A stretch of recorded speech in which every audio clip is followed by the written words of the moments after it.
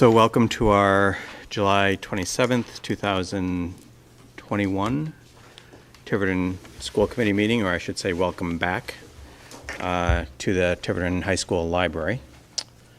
We will be streaming live on YouTube, and you can make comments in the chat box there. And you can also, if you would like, enter the Zoom room and raise your hand when we are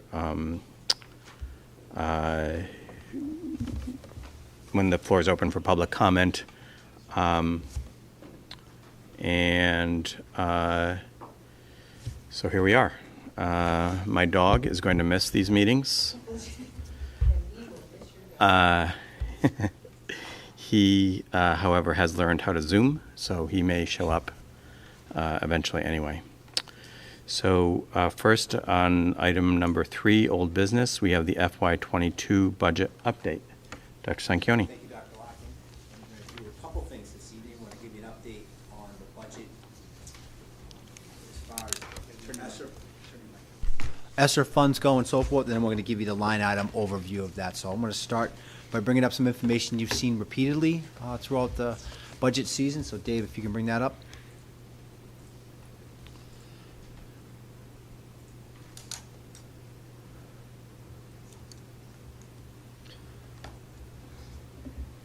It almost looks like we're in a cathedral.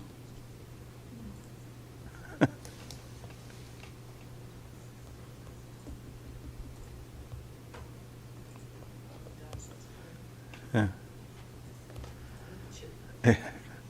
Never had that view. Could be.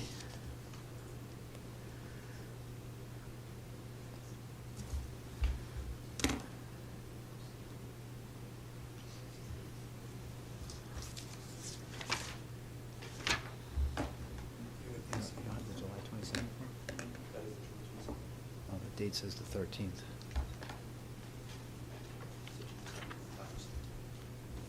Okay. All right, let's go through this then. So here's some numbers you've seen, and just reminding the committee of where our budget ended up for FY22. And you've been very familiar with these numbers. Our overall increase, the bottom line is our overall increase in our budget was $380,336, 1.18%. Very appreciative of the efforts of the town to support us to the greatest extent they could. However, the difficulty was the offset and loss of state aid, and that state aid was due to a recalculation about the wealth of Tiverton and what the contribution to education could be. So that's where we ended up as far as an increase for our budget. And I know you've seen these numbers repetitively. Just reminding the committee that we're looking at a budget that's less than level service, and reminding you that last year we cut 24.2 FTE, and I know you've gone through this list repeatedly.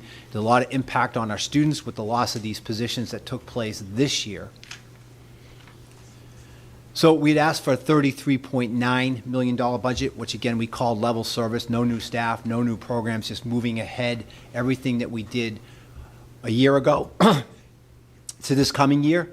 We weren't going to ask to install or reinstate any of the positions we cut. We just wanted to go level service, and obviously that budget wasn't achieved.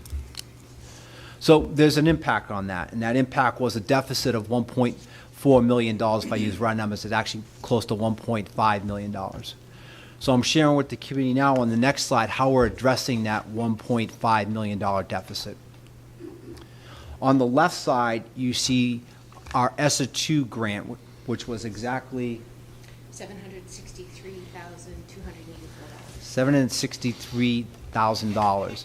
And we're recommending to you that a portion of that, and we're required to use that money in a multiple of different ways. For example, 20% of it has to be used for summer or after school programs. Other has to be used for curriculum, but we can use some of it for staffing. So you can see the positions on the left there. We'd like to restore or not cut. Again, in this slide here, and for the purposes we're speaking tonight, restore and not cut are synonyms. So not cut a guidance counselor, 2 elementary math specialists, high school reading specialists, and restore the art, music, and PE positions. As you know, we made a lot of small cuts there, 0.2 here, 0.2 there, 0.2 there. We want to bring all those positions back under ESSER. And you'll notice the line below the the first line I have there is, we all know, ESSER's one-time money, right? This money is this ESSER 2 grant is going to be spent in entirety, won't be available to us next year, and this just continues to the structural deficit that the school department has been facing for the last few years. However, ESSER 2 will not cover all of our needs. So on the right-hand side, these are positions that we're going to cut. So a high school guidance position. So at one time, we had 3.5 guidance counselors at the high school. We are down to 2. Cutting a grade 7 math position, which is going to have an impact on class size there. We have 3 Council 94 positions. High school culinary program. I want to emphasize this. We are cutting a program. For the first time, we are cutting something that we've offered for many, many years and are no longer going to be available at our high school. We're cutting an high school English position. It's going to have an impact on class size for English, and a middle school science position, which is going to have class size impact at the middle school level. So that is 8 positions. So if you take what we cut last year, 24.2, you add the 8, that's 32.2 positions in 2 fiscal years. That's a significant impact on the ability for us to deliver the highest quality education possible. Tiverton Public Schools are no longer offering the same education we were doing 2 years ago. Our students do not have the same opportunities our students had 2 years ago. Our students do not have the same support our students had 2 years ago. This is a dramatic impact on our ability to educate our students. I'll call your attention to one last thing on this slide. You see the double stars, and I have that next to the Council 94 positions. When ESSER 3 finally comes around, I'm going to recommend to the committee that those Council 94 positions be reinstated through those funds. At this time, they are cut because although we know the amount for ESSER 3, we have not seen the restrictions or the requirements on how that money can be spent. But again, those positions are just, we've cut Council 94, as you know, last year, and it's just positions we really cannot, all these positions we can't do without, but some are having a really significant impact on the ability for the school system to function effectively and efficiently. So with that being said, I want to turn it now to Amy, who's going to give you a line item review of the budget that I know you need to have final approval on. If I may, the first slide I'd like to bring up, though, is a more detail of the positions cut and how we're going to be using the ESSER funds, if that's okay.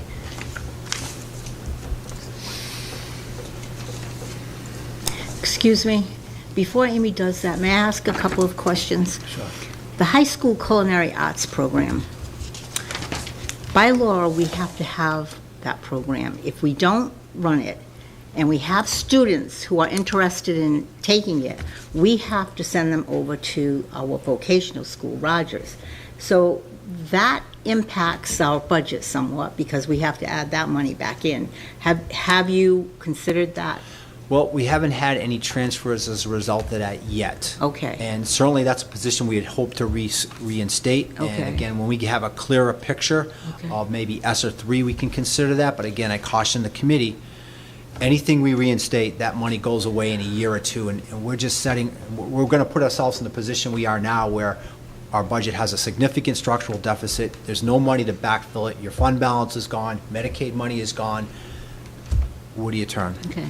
But if it's the law, that's my concern. It's not the law in the sense of it's something we should offer. It's not required. We have to offer our students a certain number of electives for a graduation requirement, and we still have enough electives in the high school schedule to meet that requirement. Okay. My other question, please, was the Council 94 positions. Are they clerical positions? Are they teacher assistants? Are they custodians? As a combination? Yeah, you notice that I haven't listed them because I didn't want to cause undue harm to these people. Okay. But you probably get a sense where they are. Okay, thank you. Okay, Amy?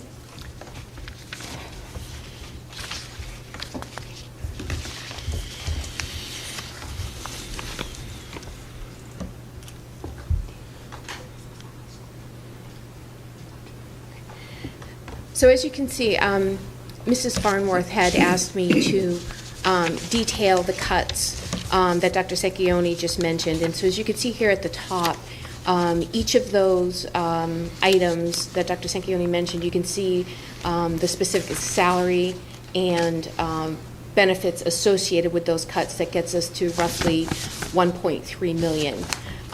In addition to that, we were lucky enough that the initial estimates that we had for our insurance premiums for health insurance came in a little bit lower, so we were fortunate there. And the regional assessment also for the Newport County Special Education came in a little bit less. And so that was how we initially came up with, so to clarify, before Dr. Sanchioni recommended those cuts, we included the regional assessment and the health insurance savings before any other cuts to staff were made, just so that we knew that we had every other viable alternative looked at and accounted for before he had to go to staff. There we go. Oops, sorry. And then Mrs. Farnworth also asked me to outline. Oops, I'm sorry. I'm not used to the clicker. Beg your pardon. To outline what we input in our ESSER 2 application, which is still not yet been approved, but it is in with the Department of Education. And you'll notice that the first 5 lines represent those positions that we cut up above, which also represent the lines that Dr. Sanchioni mentioned as having to be not cut or restored on the left-hand side of his slide. In addition to that, we also, one of the requirements for ESSER 2 is that we have robust summer programming, which we did. The principals did a fantastic job at all levels, coming up with very comprehensive summer programming with teacher stipends and transitioning kindergartners up to first grade, first to second, as well as those going into middle school and high school. Those in high school, there's a credit recovery for those who struggled during the year. There's also an entire course on the college application process. And so we met the criteria in the grant for summer programming. In addition to that, one of the other major keys of the ESSER 2, the requirements, was that we address learning loss. And in addition to the summer programs, we took advantage of that to enhance our math curriculum, the Envision math curriculum, as well as the summer reading curriculum for the elementaries, for the middle school, and then some professional development.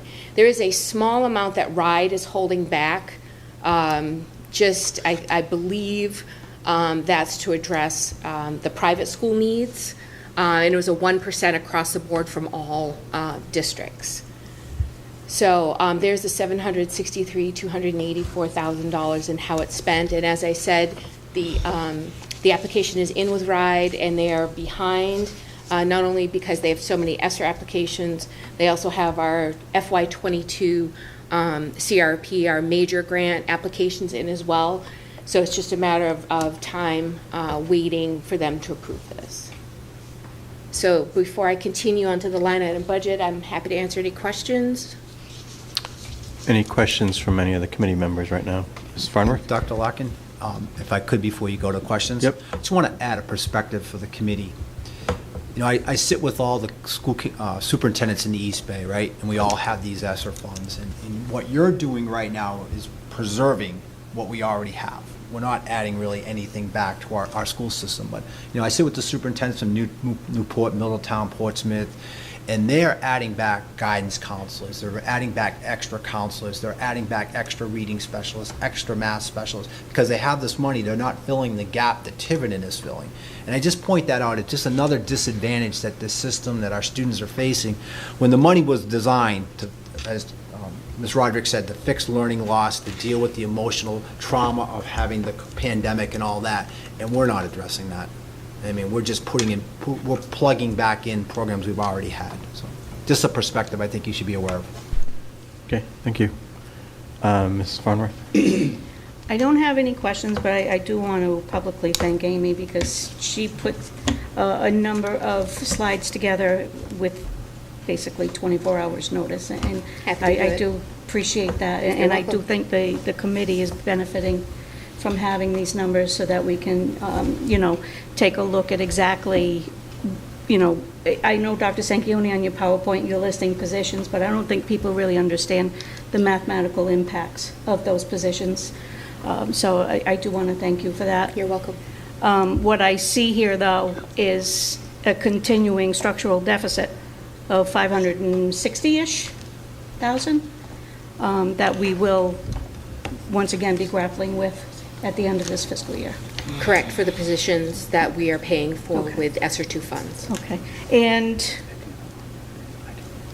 thanks for the explanation on the ride holdback, because I was going to ask the question.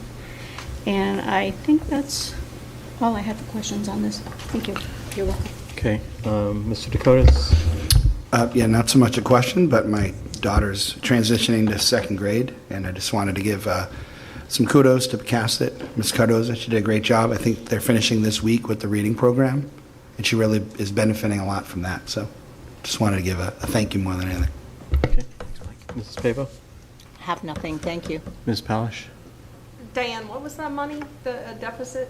560? Since you added it up. That's I just my, well, I don't have a calculator. And, correct, we already approved this, the ESSER 2. did. Okay.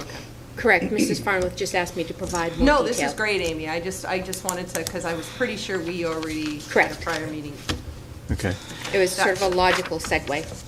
Yeah, no, it was great, thank you. And just in the interest of time, I'm going to open it to the public in general after Amy gets through. Okay, go ahead. So next, I'll be speaking to the line item budget. So this is the budget revised for the FTR, where our budget is the $32,500,000. And Mrs. Farnworth and I know Mrs. Polish, earlier in the year, I had given them a version of this that totaled the $33.9 million. You'll notice that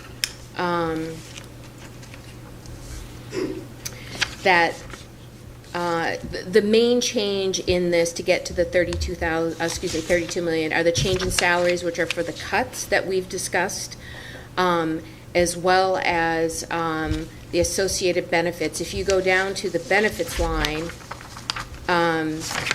which is 52,101, that not only includes the reduction in utilization, it also accounts for the reduction in the benefit premium that I spoke about earlier.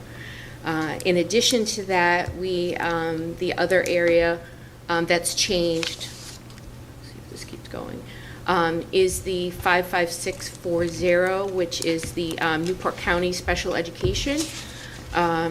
Our original assessment was somewhere around 1.7 million, and it came down closer into the 1.5 range. And so online, I believe it's where it says 55640. That number was 2.1 million and came down about $132,000.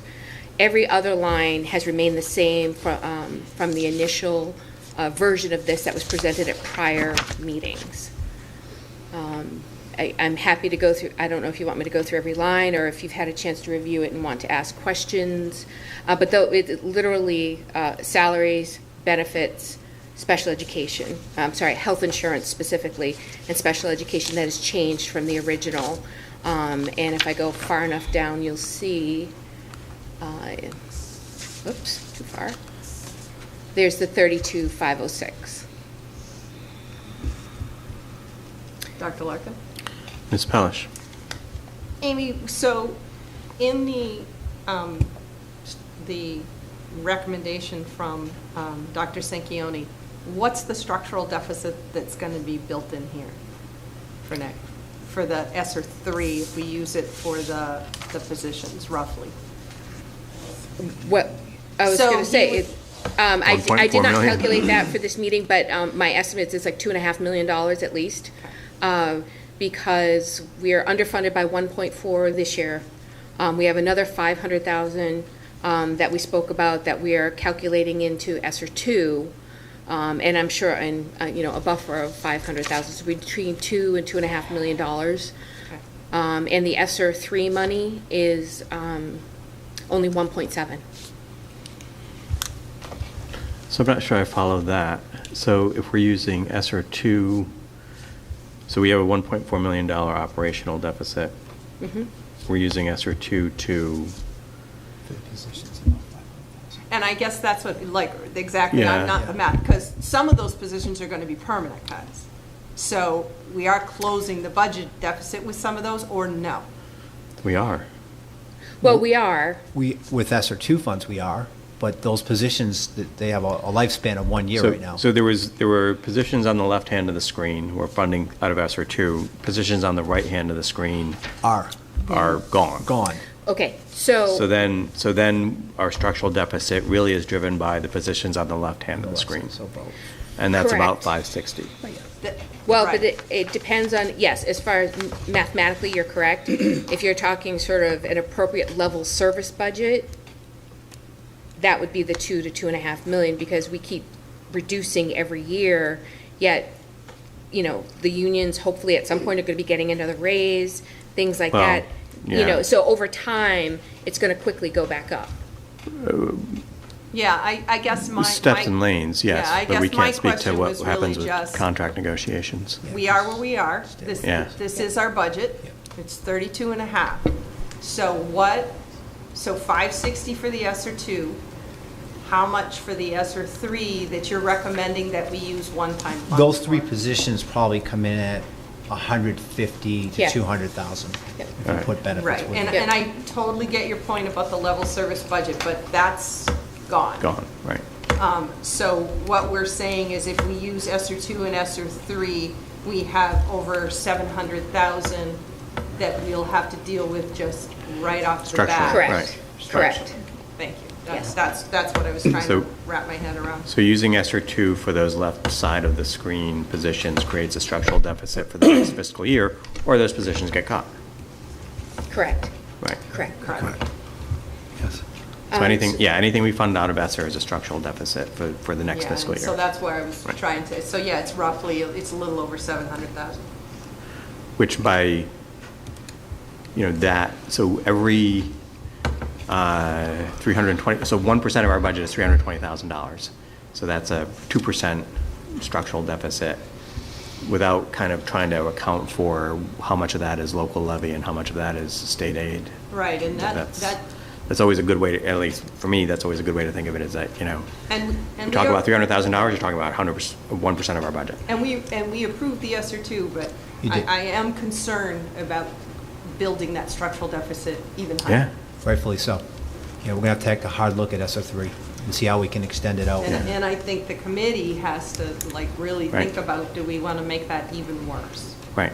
And I totally get where you're both coming from, but it's, anything,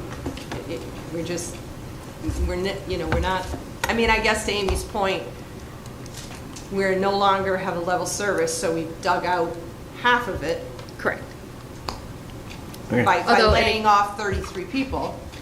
correct. So- And also, we also don't know what state aid will be in the future. If valuations continue to rise, our state aid will continue to decline.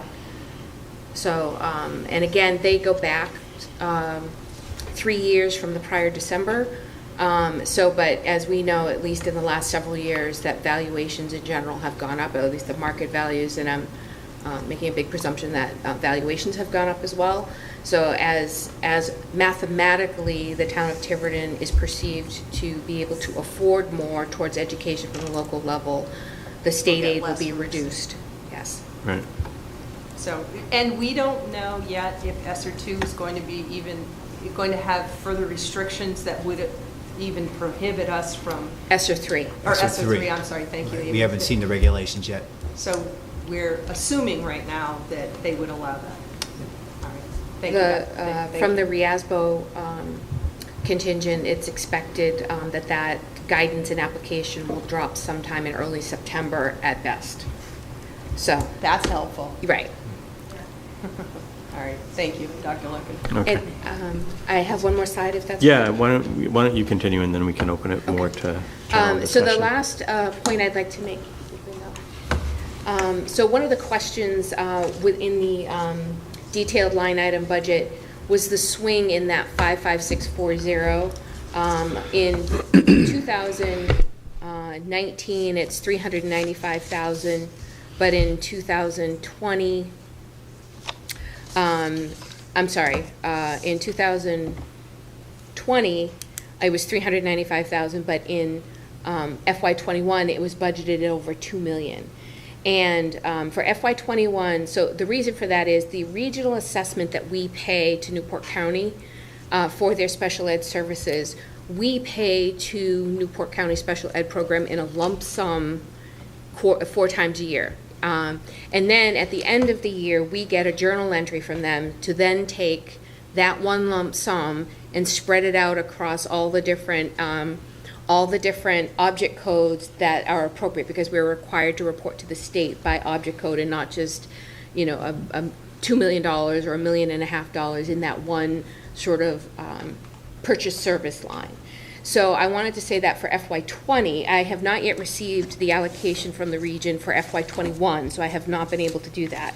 But as an example, I detailed out for you the FY20 allocation. We paid the region $1.9 million, and at the end of the year, we then reclassified those expenses by object code here as provided to us by the region. And you can see that $1 million of it is salary. So at the end of the year, you will see that our total salaries for the year will be $1 million higher than we had originally budgeted because of the allocation. And it's just a reporting requirement for the state. It's not any more money that's being expended. But Mrs. Farnworth asked me to demonstrate all the object codes that get allocated from the money we pay to the region. And you know, the main one up top is salaries. The second line is substitutes.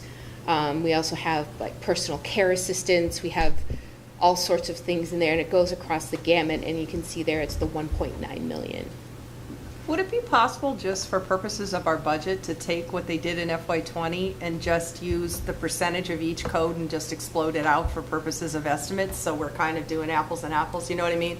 So if the salary was 90%, say, of that number in that code, then we take 90% of whatever our FY22 budget is and we put it in that code, or would that not be helpful? Just so that, you know, we're not playing with that, oh, that's right, remember that special ed is going to be up there. So, you know, if we just, or even FY21 when we get it, if we could sort of explode out by the codes based upon the percentage that it ended up being in 21, just so it's a little bit more accurate. I don't know. Well, then that begs, so then I'm happy to do that, but then there was a question earlier in the year about line item budgets changing after it's been approved, and so if you would like me to do that, I can certainly do that as a one-off exception, or I'm you happy could to present to us what the journal entry reversal is.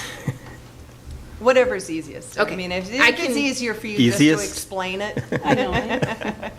I'm sure there isn't Well, we easiest think in it's this. easy, but Yeah, no, one's if doing it's- it. I can come up with a Believe schedule me, I finally that understand can what take you the guys are talking original. about. But I can come up with a schedule that takes the original budget that you folks approved by line item, what the allocation is, and what the ending number is. It's easy enough for me to do that. I just want to make sure I'm complying with what the committee would like. And if it's easier for you just to sort of leave it where it is until the end of the year, as long as you can explain it, maybe that's just the easy Okay. thing, Amy. I can certainly do that. Yeah. I do have one other question, Sure. if that's okay. yeah, go ahead. And again, Amy, thank you for doing this. You're Because welcome. the, 55640 will jump out on the page, right? When you have 2 years at 400,000 and then whoop, 2 million. So I felt it was important that we spoke about this tonight. The question that comes to mind, I know you said that the region, and you may not have an answer to this, the region sends out an annual reclassification entry to you. Is that from their audit that they come up with those numbers? Do you know? Those are given to us well before their audit occurs. However, their books are audited. Yeah, okay. So, I'm wondering why they couldn't maybe give you that breakout quarterly. I can certainly ask. They do, we can get that information, right? It's just the shifting of students is what it is. Yeah. Just so that we are more up to date with the real actual expenses. Okay, that was my only question. Thank you. Dr. Larkin, could I get one more question? So actually, I just want to call point of order. So Amy, you're done with your presentation. Are we done with discussion of FY22 then? So we can open the floor to, and we sort of, the floor was taken by storm. So, yeah, Mike, you have the floor. Okay. Thank you. Amy, this is just a curiosity question. In that budget, just some line items, things like general supplies and materials, tech-related hardware, tech software, is that something that can ever be considered capital? Something you would, if you had capital money, you could pay for that? I mean, I know you have to do these every year, but is it? There is the potential for that, but that has to be approved by the committee, and we also have to have a capital budget allocated to us by the town. All right. If there is no capital allocation, then the answer to that is no. So if the town had capital allocation for us, those might be things we could pull out Assuming that they structurally? were of the right cost, there's a definition of cost capital. barrier. Yes, 5 years that's the period. question, yeah. Yes.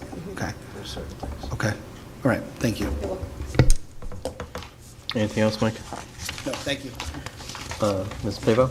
No, have nothing. Anything else, Deb? I think with capital, you have to be careful. Don't call operating items capital. Correct. And it does have to meet a specific threshold, a Right. cost threshold and a Because if useful it's going to life. happen every single year, it is not capital. It is not one Correct. time. Correct. So I caution us to be careful with that. Okay, Thank you. we'll be careful. Deb, or whatever your name Did is, you- Diane? Thank you. Did you want to get input from others before we take a vote? Yeah, well, I'm going through the committee first, and I'm then ready we'll to- open up. I'm ready to make a motion. Okay, well, let's hold off on that. I have a couple questions, I guess. So just looking at lines 55630 and 55640. So the tuition to private sources, that does not get redistributed to other object Correct. codes, Those are our correct? out-of-district placements for special needs students. Okay. And that's gone up since FY19, about $700,000. And then tuition to educational service agencies, that does get redistributed or does not get Some of redistributed? it gets redistributed. Some of it gets Some of it is redistributed. for students who receive services. About $400,000 a year remains in that line, as you can see That's from what I the was- prior okay. years. The remainder of that is specifically Newport County Regional's assessment. That's CRSA, okay. Yes. Got it. All right. I think those are my only questions. So I'm going to open up the floor to questions or comments from the public.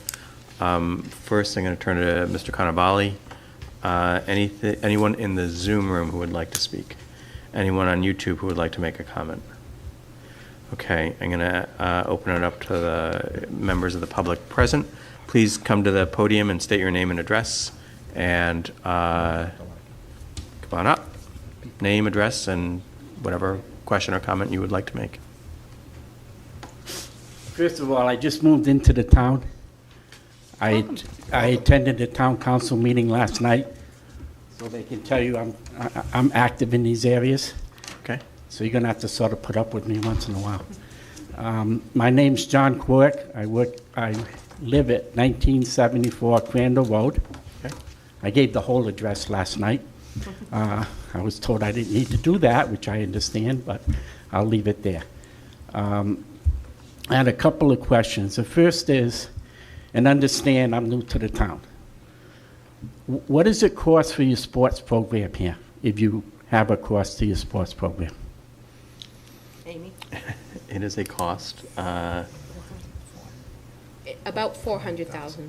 All right, so what we're doing, and I know I'm gonna get killed probably, we are substituting the sports program for at least 2 teachers, a math teacher, you can pick them, a counselor with kids coming out of our present virus situation. I'll tell you my position when it comes to sports. I've been in several towns. Sports is not education. Sports is something, if you can afford to do, you do. When you can't afford to do it, you don't cut educational people. So I'm very disappointed in that. I'll tell you right up front. If you got a choice between educating your children, and I'm 70 years old, so you can guess, I don't have kids in the school system. If you Never got know. a choice between educating your children and having a Friday night, Saturday football game, basketball games, hockey, I don't know what sports you have here, you first educate your people. So I'd eliminate, before anything, the sports program. If the parents want it, let them pay for it until you can get back on your feet. So that's number one. Number two, and I don't know, and I know nothing about the critical. I'm sorry. I think you may have turned off your microphone. Oh, maybe I did. There we go. Can you hear it now? Oh, yeah, okay. I know nothing about the critical race theory system. Is that a curriculum presently in the school system? So actually, that question would be out of order because we are talking specifically about the budget. Okay, can I present that at one point tonight? No. You may request information from the superintendent or ask for an agenda Okay. item, but it's out of order right now. Okay, so which one is the superintendent? Is it yourself? Dr. Sanquioni. Can I ask you that question after it's over? When it's over, sure. Okay, I'll ask you after it's over. That's no problem. As far as the budget, the third thing I'd say, and you're probably saying this is out of order, I heard a comment made by one of the council people when they were talking about upcoming course. Well, sort of the union will be more expensive. If I'm a teacher right now and I'm the union, I'd be happy my people had jobs. I would never, right now, consider increases and might even consider modifying the contracts. You know, if you're a teacher, you want to educate your people, you need enough people in this building to educate the people. So thank you for listening to me. Thank you for your comments. Thank you. Can I just make 2 points of clarification? Yes. Just because you're new. Our budget does not include any increases for any staff for FY22. No salary increases. And the other thing is Rhode Island, very unlike different communities, Okay. cannot charge for any kind of sports or extracurricular. I know in Mass, they can do that, but Rhode Island law does not allow us actually to charge for anything. So just a point of information. Okay, well, I saw there was no increase. I would suspect that's under the present contract. Is there a new contract coming up? So we're now out of order. We Yeah, cannot I was discuss just making- contracts. I was just making a So- point All right. about the increase. But thank you for your in budget. comments. Yes. Okay, well, can I answer her question? About not charging? I'll give you a short leash. Oh, okay. Then, does the Rhode Island law prohibit you from eliminating the sport altogether? It does Okay, not. but okay. Then eliminate the sport. Thank you. Any other comments from the public? Come on up. Hello. My name is Denise Miller. My address is 47 Tanglewood Drive. I have 2 children in the school system. My daughter, Olivia, is an uprising 3rd grader at Ranger, and my son, Owen, will be attending kindergarten this year. So I just had a quick question in regards to the budget and the ESSER funds. Is any of that money attached to any COVID mitigation or protocol or anything like that? Does that determine how much the school or the district gets from the ESSER funds? It doesn't determine the amount the school system receives. What the amount we receive is calculated on a needs basis across the money that the state received and how it's divided amongst the 35 communities in Rhode Island. When we received our amount, we were required, you may have heard me say this, 20% of it had to be used for what they call COVID mitigation for education. So we had to put in summer programs, and when the school year starts, we'll do extension programs. So that was the requirement for COVID. Okay, so is it based on like per pupil or any kind of like the STAR testing or anything like that? Would students receive it?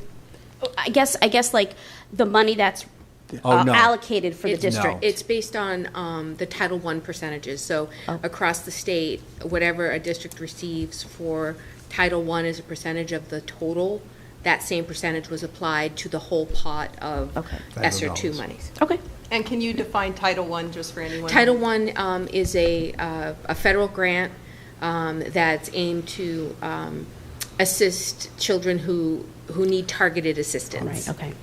Got it. Okay, thank you. You're welcome. Any other comments or questions from the public present? Mr. Carnavale? Thank you, Dr. Larkin. We have a couple comments from the YouTube channel. We have a comment from Renee. Sports make a well-rounded student. Also looks good on a college application. Renee also stressed what Ms. Palish had said in regards to not being able to charge for sports. We have a comment from Chris. Sports are a necessity for bonding between kids. And we also have a comment from Jennifer Joseph. These kids work hard to play the sport they love, and they deserve it. Thank you. Thank you. And anyone else in Zoom? Any other comments from the public members of the public present? Public members present. So I'll entertain a motion. I do have one more question, Dr. Larkin. I apologize. I thought of it after. Amy, I'm going to put you on the spot again. Sure. We took a Medicaid drawdown in the amount of, correct me if I'm wrong, $675,000. Correct. Where does that leave us with a Medicaid balance right now? Of about $200,000. However, roughly 160 of that must be kept in reserve. Okay. All right, thank you. I was just curious because we hadn't looked at it in a while. All right, so I would like to make a motion that we approve Ms. Roderick's line level budget in the amount of $32,506,856. Okay, motion's been made and seconded. Any additional comment from members of the committee? Or members from the public present? Or from YouTube or Zoom? No, Dr. Larkin. So I'm going to ask for a roll call vote. Mr. Dakotas? Yes. Mrs. Pavo? Yes. Mrs. Farnworth? Yes. Mrs. Palish? Yes. And I vote yes. Motion carries 5-0. Thank you. Thank you very much for your Do we need a vote on work. ESER 3? I don't think we're doing that. right? No. Or are you going to wait till the Proposal for you. 10th? We You don't- don't have a proposal yet? We don't have a, yeah. Okay, so next is item 3B, COVID mitigation, opening report of chairs meeting with the Department of Health and the Rhode Island Department of Education, some guy. So I'm going to report back on a meeting that we had last week with both the Commissioner of Education, the Commissioner of Health, as well as a lot of support staff. And I'm going to go through some of the slides that we had because I think it's useful both for the committee and for the public and for the administration. And I know Dr. Sanchioni was at a similar presentation. And I think before I say anything, things are likely to change. This is the preliminary, or not necessarily preliminary, but this is where they are right now, the two departments from the state that are guiding kind of what we're doing. And these are slides that I received via RIASC from them. There's some stuff that they didn't include that I'll talk about as well, however.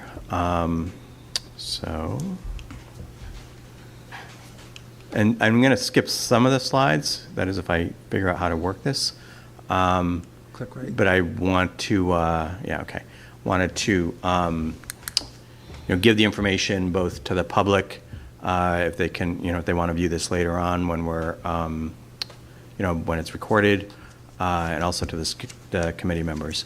So what this shows is the fact that only 5.4% of the positive cases among Rhode Island children was linked to transmission in school. So that means that 95% was out in the community. And the take home from that is that the mitigation efforts we made as well as every other community to prevent transmission in the school, despite the fact that it's kids and they're in classrooms and they're not necessarily behaving, but I think largely they did behave, actually worked. So the transmission rates in the community, sort of went up and down, and actually rates per 100,000 were essentially parallel in children of school age, but the transmission in the schools was really negligible. Again, only 5% of the total N in that population. So just, again, the prevention strategies, I'm not going to spend too much time on that right now, but the ventilation in facilities, physical distancing, testing, case investigation, masking and cleaning all seem to have worked. So this is sort of where the rubber hits the road a little bit. This is the recommendations that they were making regarding what we should be doing around opening. Oh, actually, before I get to that. So, and this is actually probably the most important slide. This is statewide data. We don't have granular data about our community or about any community. But what you see is that in grades 3, 4, and 5, the assessment of the Department of Education is that statewide we are 2 to 3 months behind. In grades 2, 6, and 7, we are 1 to 2 months behind. And then in reading, again, those same grades, 3, 4, and 5, are 1 to 2 months behind. So, you know, this is, again, somewhat preliminary data, and at a 30,000-foot view. I've spoken, had a conversation with Dr. Sanchioni a couple days ago, and I think we will get better information as we get more RICAS data back and as we get back into school in the fall. And certainly I think our teachers would verify that this is their experience as well. I'm sort of surprised, I guess, that 8, 9, 10, 11, and 12 are less than 1 month behind. But I guess it speaks to the foundational nature of elementary education. So distance learning. So LEAs are no longer required to offer distance learning as an alternative, but are encouraged to at least make accommodations for students who are at increased risk of severe illness, who have other types of needs based on their IEPs or 504 plans. But it is not necessarily a given that every district will have a distance learning plan available to students because that's their preferred as opposed to in-person learning. And I think that's the right thing to do. It's clear that in-person learning is superior to distance learning as much as we were able to accomplish by distance learning. So again, promoting vaccination, physical distance, face coverings. I'm going to skip. This is a very touchy. So just again, stuff you can look at your leisure. So physical distancing. So 7th through grade through high school, physical distance recommendations is not required as long as the students are vaccinated. If students are in an age group that are not able to be vaccinated, and that's basically under 12 or 6th grade and younger, it's still recommended that at least 3 feet distance is maintained.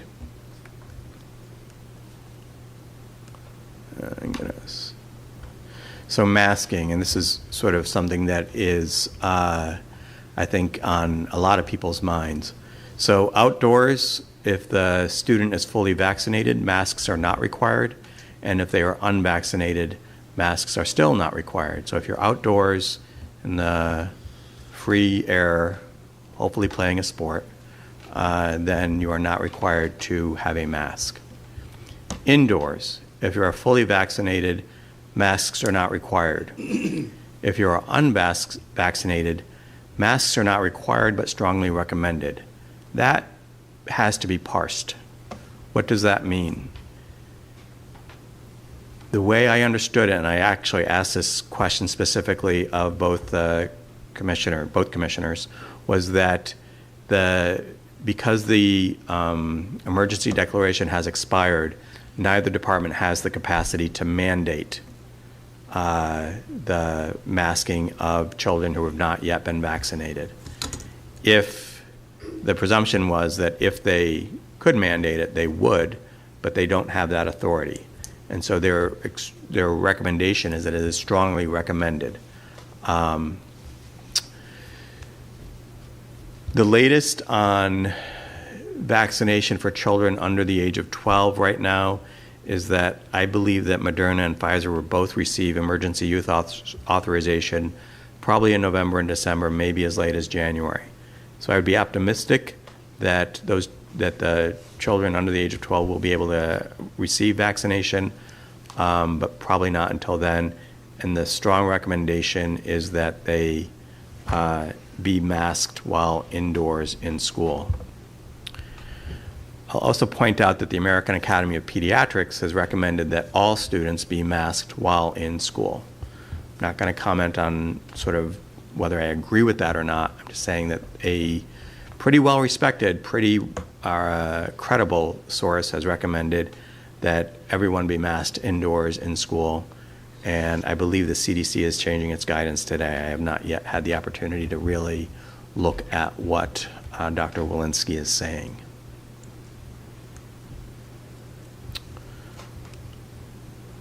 All right. So ventilation, we're still doing that. Busing, so busing falls under the federal government's authority, and so while there's no restriction on capacity, masks are still going to be required because it's a form of transportation, so that's why it falls under the federal government's. There's some indication that that might be revisited, so masks are still going to be required on school buses because it is a form of public transportation in the United States.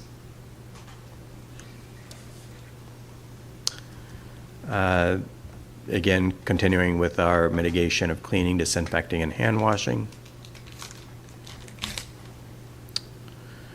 And some of these I'm going to leave up just to sort of have people able to read them at some other point.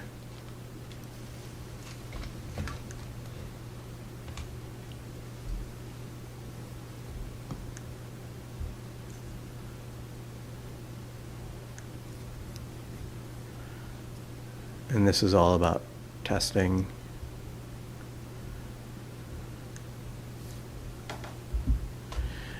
And the Department of Health is actually in a position to offer some help to the district that we should be looking into as well in terms of doing outbreak investigations, district testing, and in-school testing. And I think that's, so a couple of comments I wanted to make as well that is actually not included in these slides. So right now, the vaccination rates in Rhode Island, I think great credit goes to our teachers, 90%. So I applaud all of our teachers who have signed up to be vaccinated. Among 16 to 18-year-olds, it is about 61%. That's out of a total population in the state of about 41,000. Among 12 to 15-year-olds, it's about 49%, out of a total population of about 48,000, sort of similar demographics. And in the 5 to 11-year group, of course, no vaccinations unless they're, I guess, part of a study, which I suppose they might be. And that's out of a population of about 81,000. Another thing that's really important to understand is that it is predicted by the Department of Health that by school opening, the Delta variant will be the predominant strain circulating in Rhode Island.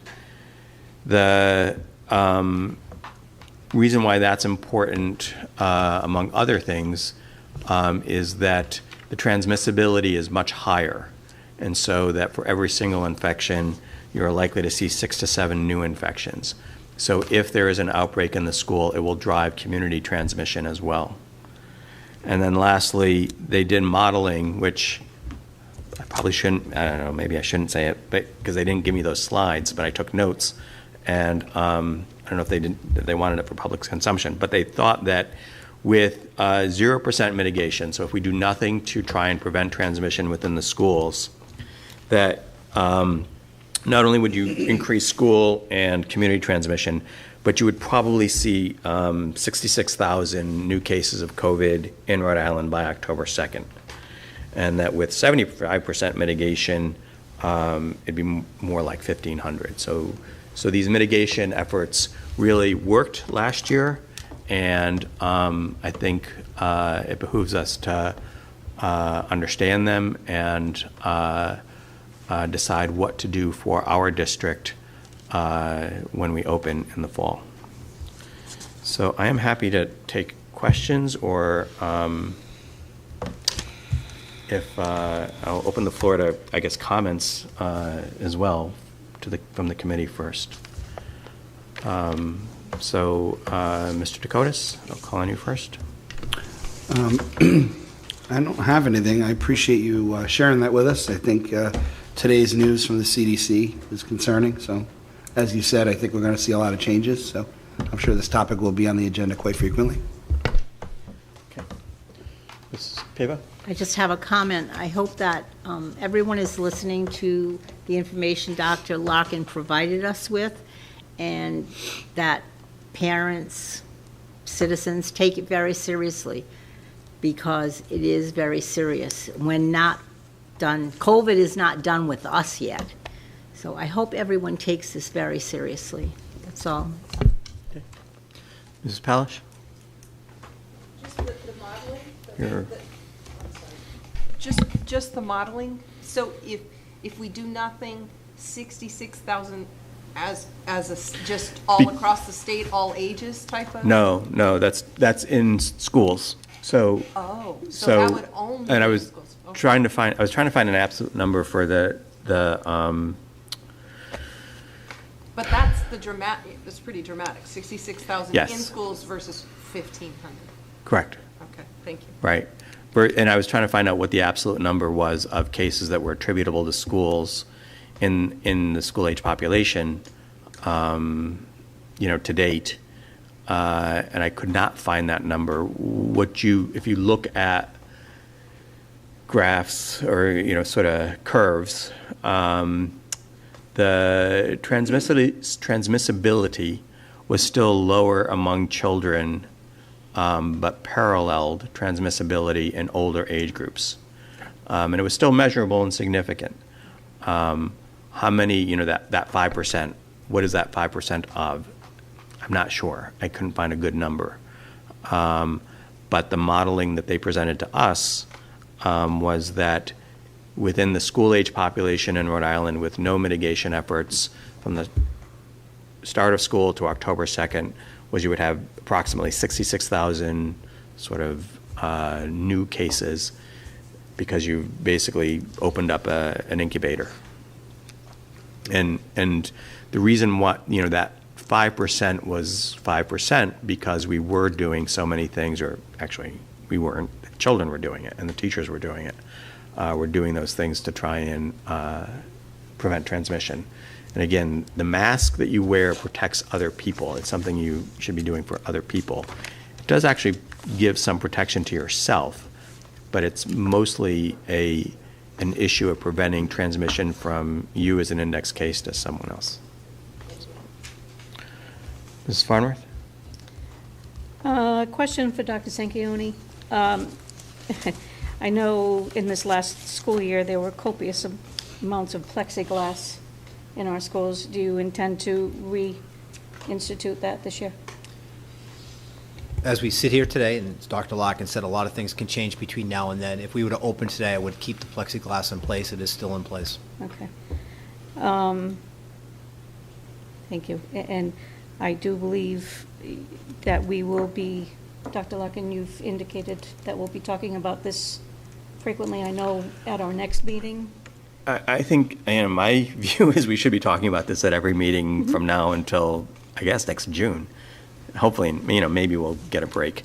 But, part of the reason I wanted this brought up at our last meeting was I want to, get people thinking and educated, because I think that's our most important task.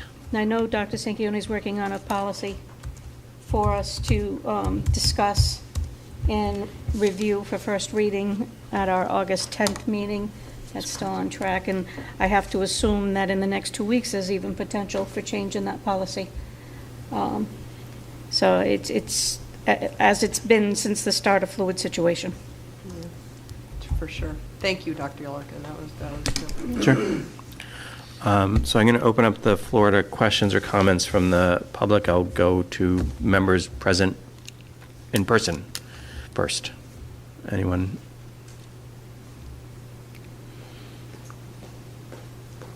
Hello again. I just want to say something. I know the slides are available online, but I'm just a little disappointed that we kind of flew through that because it's such an important topic and transparency is so important right now. And by doing that, just lessens the trust that the community has in the elected members. So I just want you to think about that the next time you present something like that. It's so important just to talk about what you're presenting thoroughly. Okay. Well, let me explain then why I did that. I Sure. put the slides up so that people would have access to them. Right, So that's transparency. right. But we're in a meeting right now. Right. Okay.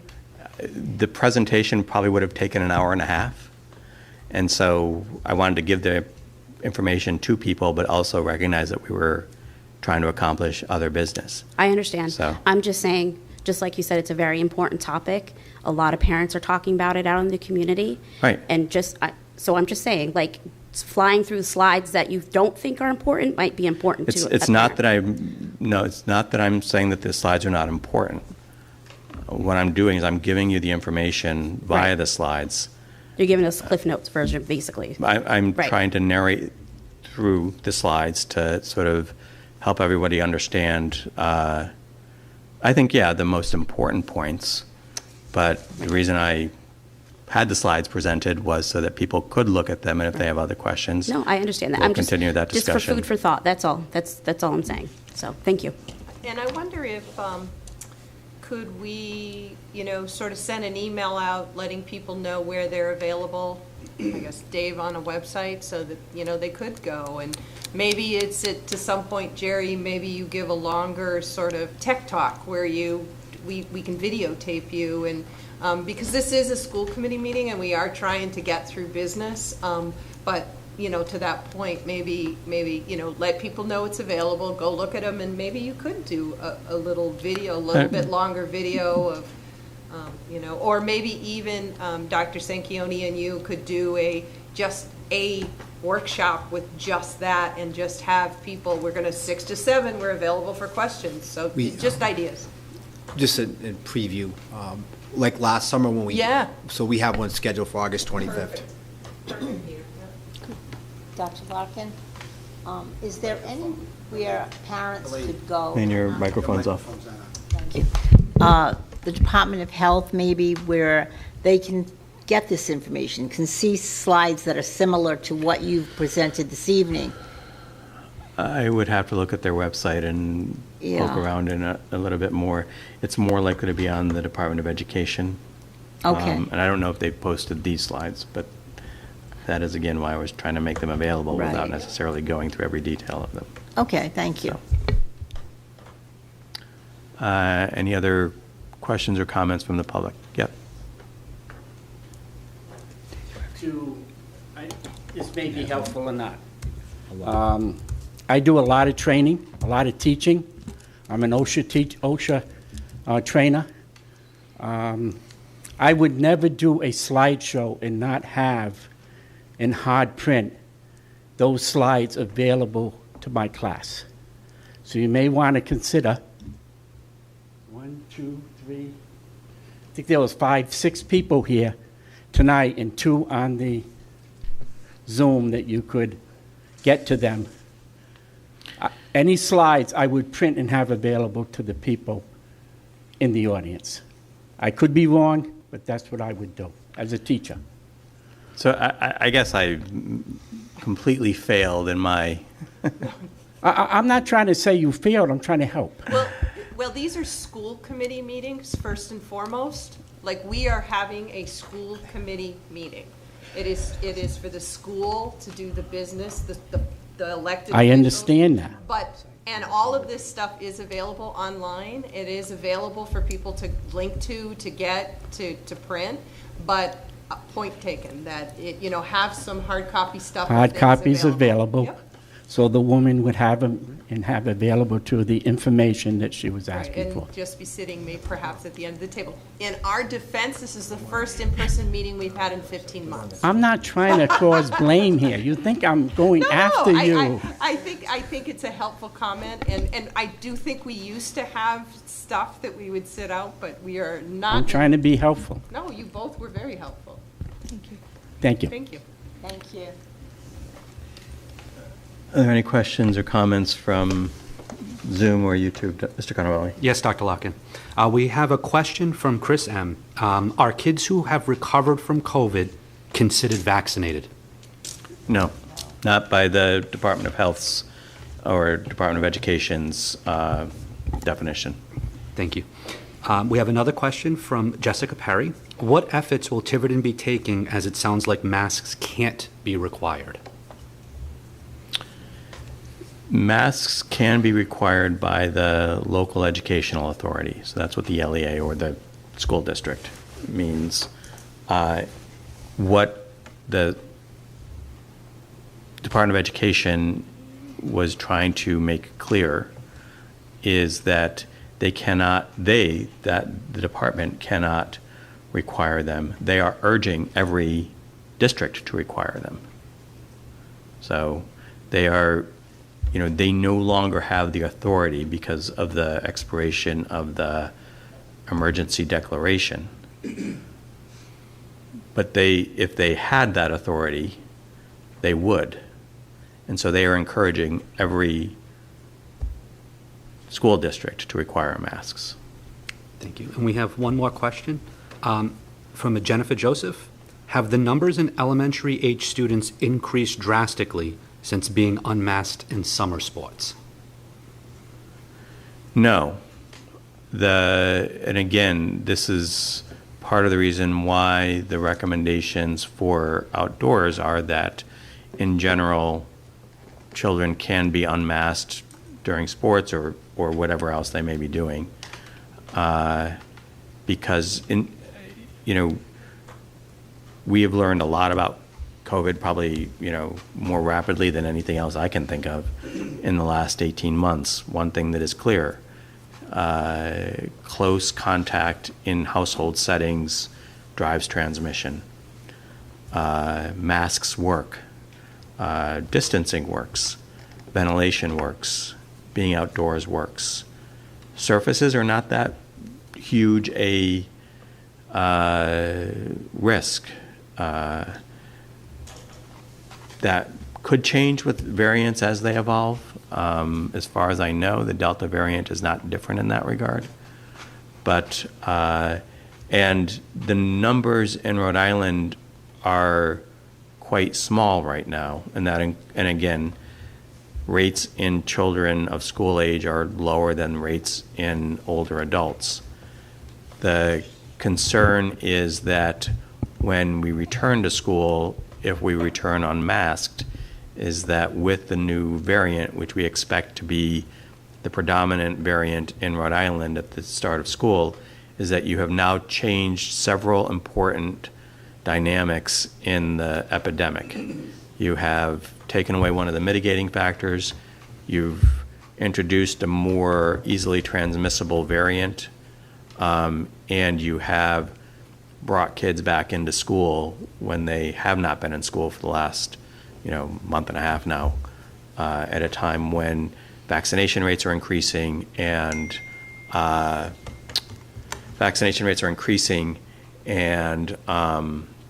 numbers overall are decreasing.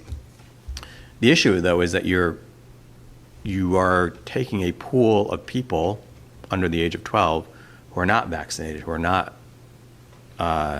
protected, and actual disease does not give the same form of protection as vaccine does. And every vaccine has a rate of performance. COVID vaccine is actually pretty good compared to, say, flu, but it's not 100%. There are breakthrough cases. The important thing to take away from that, though, is that those breakthrough cases, unless there's an immunosuppressing condition present, they don't have the same hospitalization rates. They don't have any mortality rates, again, in the immune competent, which is another thing that when you are, the reason why masks are important is not so much for your own health, but it's for others, including those who are immunosuppressed in some fashion. And that can take a lot of different forms. And we do have one additional comment. This is from Jocelyn. This is available on YouTube. All the slides are available here. And these COVID guidelines can likely change within the next few weeks. She sees this as a preliminary discussion with more to come. And thank you. So I succeeded with Jennifer. But, again, this was the means of providing you with the slides. There was too much detail to try and go through in this setting. So, okay.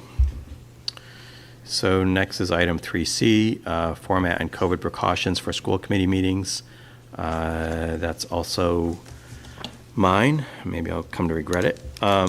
So I just wanted to open up the discussion to the rest of the committee about how we are to proceed with our meetings. Why did I feel that was important? The expiration of the emergency declaration was sort of a flip of the switch without any real solid guidance, I think, from the state, although there is now some guidance from the from the Attorney General's office. I sent it to Peter, but I don't think I sent it to everybody else because I was just talking about it this morning. And basically it says that we are, it's permissive to allow input from the public via YouTube and Zoom or whatever means we think is appropriate. I think that's a good thing, irregardless of what's going on epidemiologically. But I also have concerns about, what we do in terms of in-person participation and the fact, and along with the guidance from the Attorney General, was that members of the public, I don't know what the right word is, but can't be excluded. Like we can't sort of say, well, we're going to allow people to come in via Zoom, but not in person. We have to allow people to come in person, which I think is a good thing as well. But I wanted to hear what the rest of the committee had to say about that and whether or not we should be. I did ask Peter to put in a sign-in sheet so that if people came, that they would, let us know they're vaccinated, so they're not going to mask. If they are not vaccinated, they should be masking in this setting, regardless of where it is, grocery store or whatever. And contact information if we happen to preside over a public health event, which I'm hoping not to do. So I'll open up the floor to discussion with that. Mike? Yeah, this is a great item to bring up since the point's been made. It's been about 16 months since we've been able to do this. I've been on the committee for 7 months, my first meeting, live, 8 months. So a couple things I think we should think about are, are chairs too close? Should there be some hand sanitizer at the podium? Just these little things. I would leave that to Dr. Larkin since that's right up that's in your lane. But I think I feel safe being here. I think we're spread out. Deb feels like a million miles away from where she is to where I am to where Dr. Sanchioni is. I'm more concerned about people feeling comfortable to come to the meetings, having sanitizer, maybe wipes, things available to the public so they feel safe in being here. That's would be my only comment. Okay.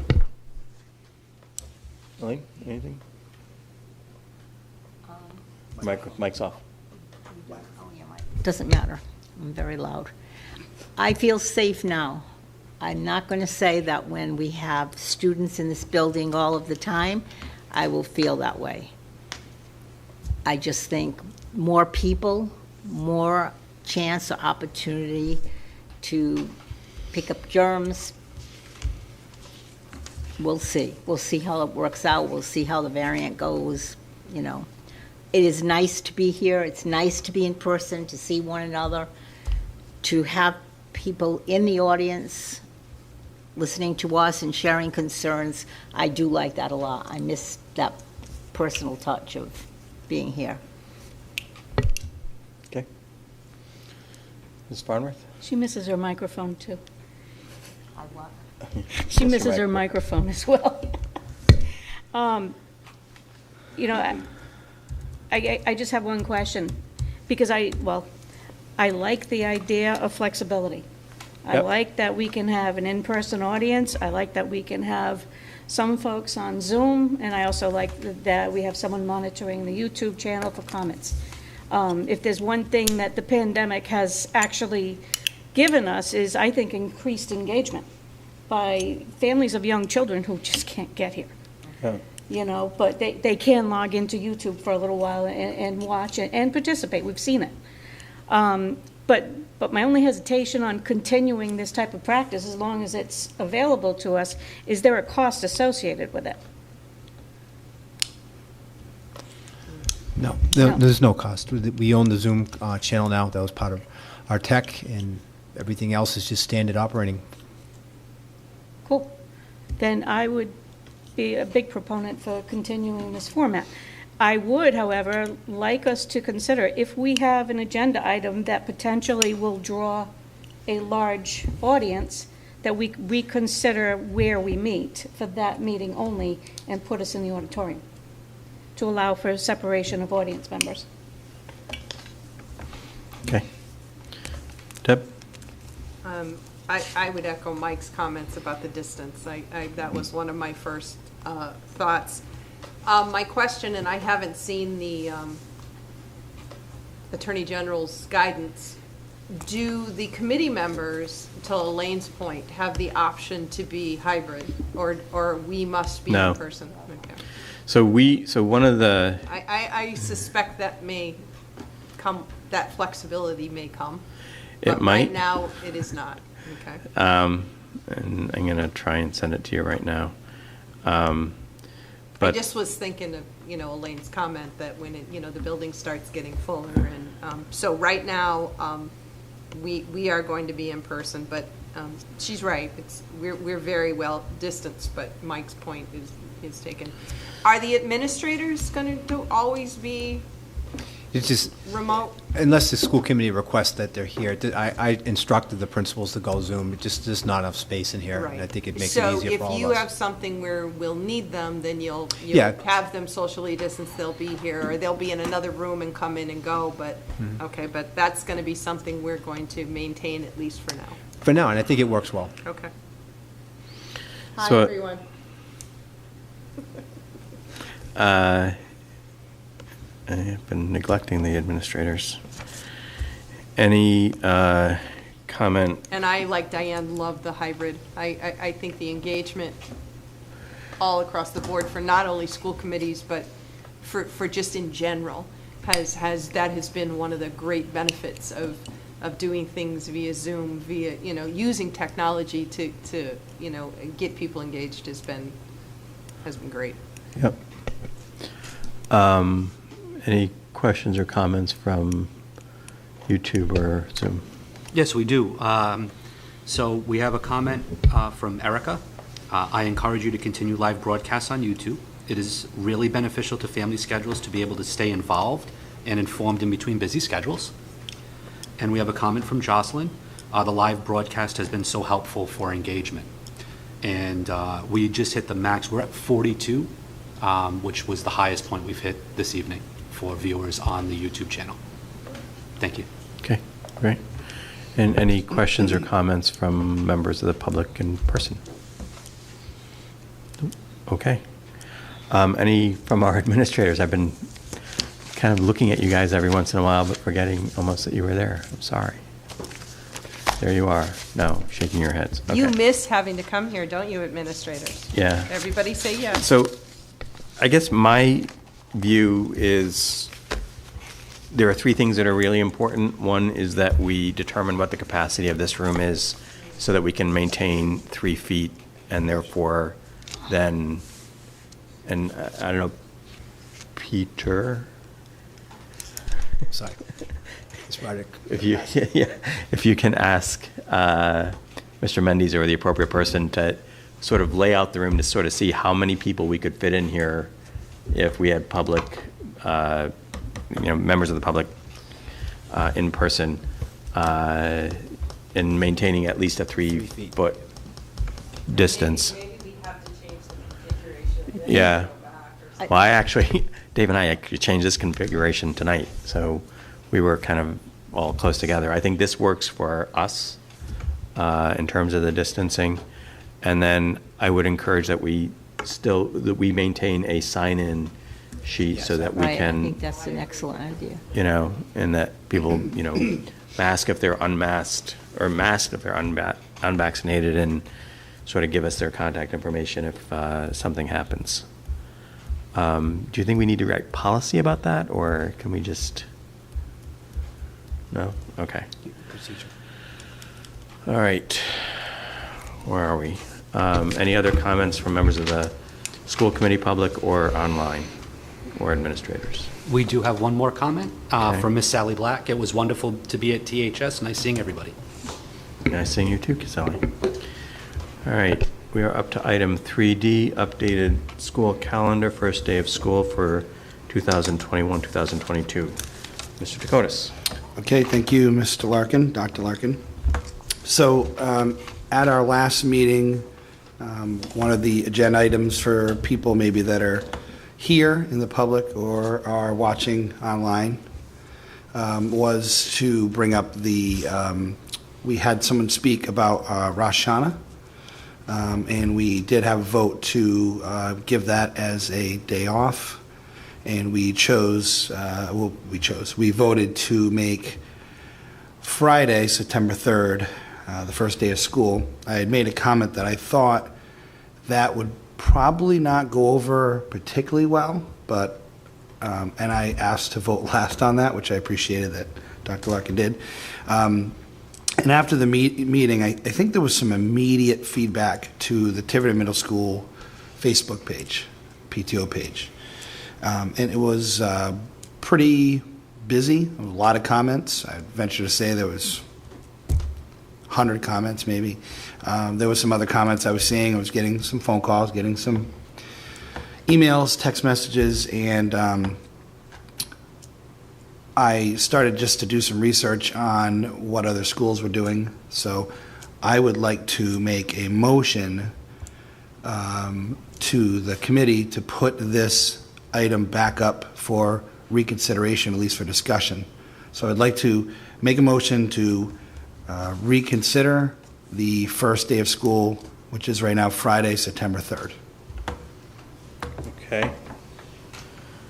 The motion has been made to reconsider the first day of school as September 3rd. Is there a second?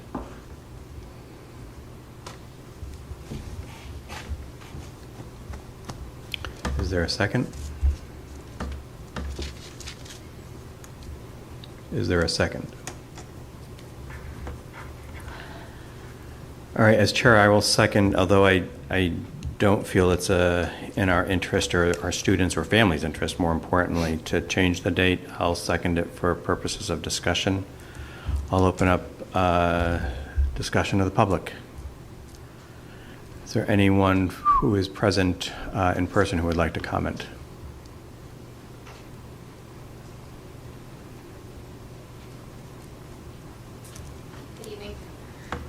Good evening, Anna Vicuna, 271 Stony Hollow Road.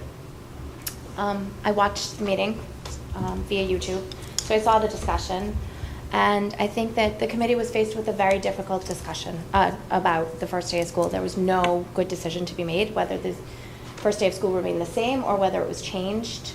I think that either way, families, would not have been completely happy with that decision. I think you discussed it in depth, and it was a good vote, in all honesty. It made sense. It didn't seem to make sense to go further into June. I think we need to make note that our middle school and high school classrooms are not all air conditioned, and our buildings get very warm in June, so that's an issue, I think, for our students. And then when you look at changing the first day of school again now, I don't know what's on the table for the change, but we have a PD day the day before on the 2nd of September, so if we were changing it to the day before, it seems as though contractually that really wouldn't make sense for our teachers to have to change their professional development day, and for us to go to them at this point when that's been on the schedule for them since this calendar came out in March or April. So in my opinion, and I think I speak for other families in saying this, I think at this point the date has been changed. We've adjusted and accommodated for that, and I think we just move forward with the decision the school committee made originally 2 weeks ago. Thank you. Thank you. Thank you. Any other comments or questions from members of the public present? And anything from YouTube or Zoom, Mr. Carnevale? Not at this time, sir. And anything from our administrators? And anything else from the members of the committee? So as part of the discussion, I don't know if we had much discussion. I think I sort of said a little bit of it, but the emails that I did receive and the feedback that I did get was that a lot of families thought that it would be good to start on Wednesday, September 8th, after Rosh Hashanah, which was the original start date. I did just go through Portsmouth, Middletown, Newport, North Kingstown, East Greenwich, Barrington, and Mount Hope, which is Bristol Warren. All those school districts are either starting on the 7th or the 8th, depending on the holiday. The one school district that's starting on the 3rd is North Kingstown. All their grades don't start on the 3rd, just some. The rest go back on the 7th. Some other school committees are currently putting the Rosh Hashanah on their agendas. We just happen to have already done ours. So my thought was to give the people a chance to say something. I think as Denise mentioned today about transparency, I thought it was good to get people an opportunity to say something. They could come and say something. They could say something online. It's not my job to say whether the first day should be where it is or where it's not. More of this for me was to give people the opportunity to speak. So I don't see a big clamoring, so I appreciate the discussion, and that's why it was on the agenda. Okay, I'm going to close discussion unless there's any other members of the public who are present or online who would like to speak. Anyone, Mr. Carnevale? There are no other questions online. Thank you. Okay, the motion has been made to reconsider the first day of school. I'll ask for a roll call vote. Mr. Kotis? No. Mrs. Pavo? No. Mrs. Palish? No. Mrs. Farnworth? No. And I vote no. Motion fails. All right, I'm going to ask for a motion to move into executive session under Rhode Island General Law 42, 46, 5, 8, 2, and 7, public funds litigation budget related. So Second. Any opposed? I'll take that as unanimous. We are now in open, or in an executive session. I don't These think- guys may need to break down, so maybe we should.